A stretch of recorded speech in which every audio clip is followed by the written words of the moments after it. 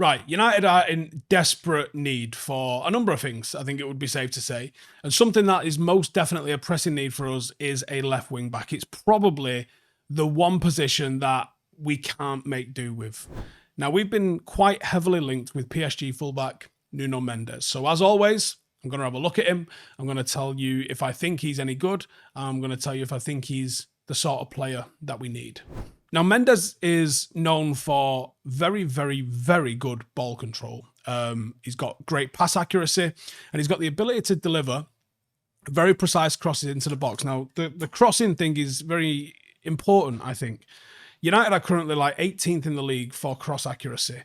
Having someone that's able to deliver balls into the box from wide areas would really help with the creativity that the team requires and the chance creation and just the goal threat that we would have as a team. Something that we've been awful at for the entire season. Now, I don't think our forwards are good enough. I certainly don't think they're title-winning forwards, but they can be performing at a better level than they currently are doing.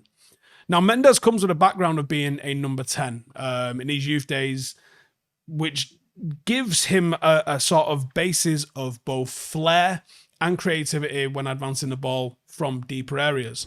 It comes with a level of technical ability that allows him to fit into systems that require fullbacks to be on the ball for a significant amount of the time or a significant portion of the attack.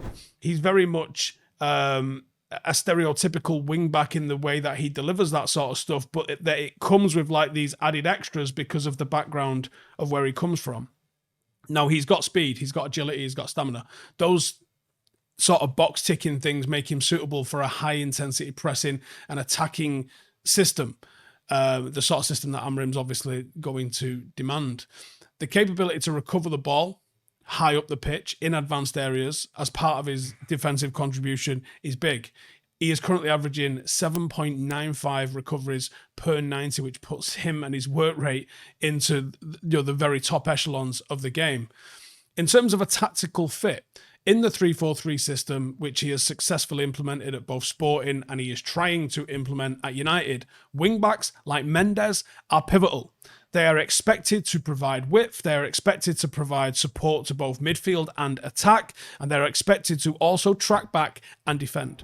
Mendes' experience under Amorim at Sporting, where he was a regular starter, means that he's already familiar with the tactical demands of this formation. The ability to transition quickly from defence to attack is an absolutely vital asset in this system. And it's one thing that United have probably struggled with a little bit. Mendes has shown consistently performances, both Portugal and at PSG, that he is able to do all aspects of wing play job. That includes an average of 1.8 tackles per 90, 0.8 interceptions, 1.8 clearances per game this season, along with contributions in attack with goals and assists. His performance really underlines the potential to be a complete wing-back and solve an area that Manchester United do not have a solution for. Now, we've faced challenges in the left-back position with injuries to key players like Luke Shaw, and now he's fit. Tyrell Malacia, we're asking questions about whether he's a quality replacement in the left wing back spot.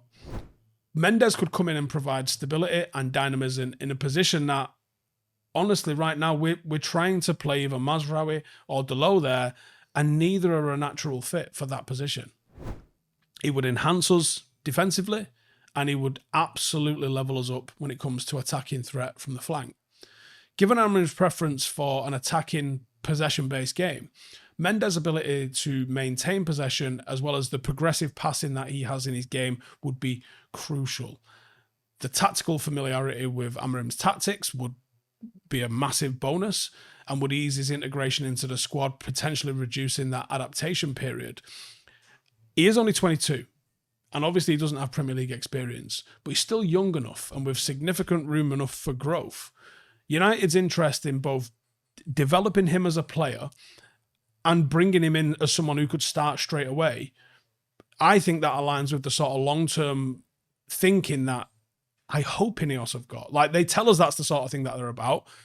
We obviously have to see that. From a cultural and squad kind of integration perspective, he's worked with Amorim before. He would integrate culturally and tactically with ease. I think he provides both on-field performance and leadership, even though he is very young. His previous connections with United squad, he shares an agent with Bruno Fernandes. Obviously, he's got the national team thing going on with that as well. And I think overall, he represents quite an intelligent strategic signing for United in a position that is crucial that we get right. This is like the big gaping hole in the team at the moment where we are literally making do with whoever can play in there. If you're going to go all in with this manager, and I've seen comments this week actually where people are like, he doesn't deserve the backing. What are you talking about? Why would you hire a manager? Why would you hire a manager on the basis of his system and then not provide him with the tools to make that system better and try and judge him on his ability to play other people's players that weren't suitable for any of the systems that they've been bought for because they're clearly unsuitable players and managers have been sacked on it? It makes no sense why you would hire anyone and just demand that they're able to deliver without giving them the tools to deliver. There's never been, at least that I know of, a manager that's taken bad players and just turned them into good players. There's managers that have changed form of players. Yeah, for sure. Players have gone from being out of form to in form. That happens. But there's no one that's changed unsuitable players to suitable players. It just hasn't happened. You need signings. Recruitment is the number one thing that impacts your ability to play football as a team. People want to talk about Klopp being a great manager. I think it's a bit giddy if you ask me. But was he a great manager when he was coming 8th? Or did he get recruitment that actually helped? You know, would Arne Slot be a good manager for Liverpool right now if Mo Salah didn't have 30 goal contributions in 18 games? Do you know what I mean? Recruitment is the most important thing. I like Mendes. I don't think he's the best player in the world or anything like that, but I think he comes in and he's got the ability to be a starter in this team for years to come. Partially because of his age, partially because he knows this system, and partially because he's already been successful within this system. He does have a little bit of experience, outside of Portugal. That doesn't mean he's a definite fit. That doesn't mean he's a guarantee to not be a flop. But there's boxes that have been ticked in terms of, the manager knows him. We are being linked with him. I don't think he'd be available for too crazy money. There might be a potential Marcus Rashford involvement going the other way if that's something that United could line up. I like him. And people are like, who should we get as a left back or a left wing back? There's a very straightforward answer right here that I think you've got the evidence it would work on. That's my thoughts either way. Let me know in the comments if you agree or disagree. Would you accept this with maybe a bit of money coming back and our way? And Marcus Rashford going the other way. Would that work for you? Let me know in the comments.